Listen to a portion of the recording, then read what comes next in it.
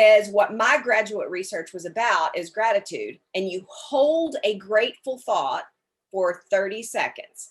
And 30 seconds feels like nothing, but it'll feel like a lifetime when you're trying. In that moment, right. Mm-hmm. So this is what's different about regular gratitude and this leisure lizard gratitude, is it has to be a powerful moment in your life where you were so grateful that you just like felt it in every part of your being. And I use the same one every single time. And it was when I got remarried 4 years ago, and all three of my kids walked me down the aisle. And it's awesome. Truly one of my most grateful moments, because my son is 30, he's almost 32, my daughter's 28, and my little son is 13.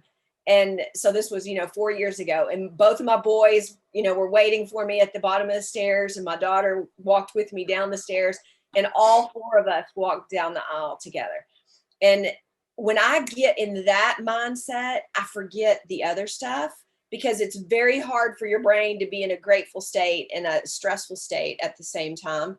And so before you realize it, 30 seconds is plenty long enough to stop a pattern, and the chemicals of gratitude will kick in instead of the chemicals of stress. And when you can create a chemical shift, you can create a mind shift.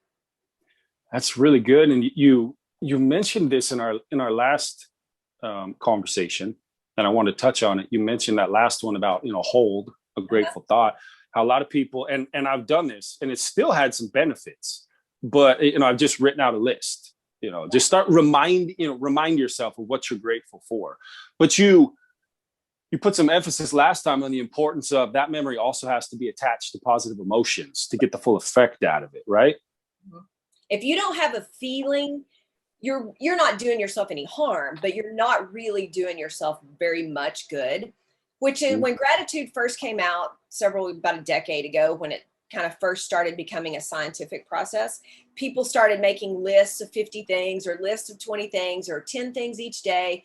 And that was good. It didn't necessarily hurt anything, but they weren't.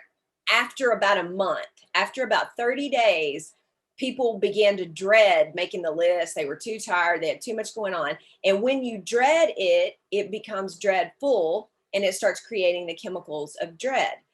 And what they found in the research is it's better to be grateful for one thing in super specificity and as much detail as possible, because then your brain has to go through all the schematic patterns of where that's held in your brain in the hippocampus, and it goes through a giant spider web. So you actually activate more of your brain, and you get much more emotional when you hold one thought for 30 seconds instead of 30 things for 1 second.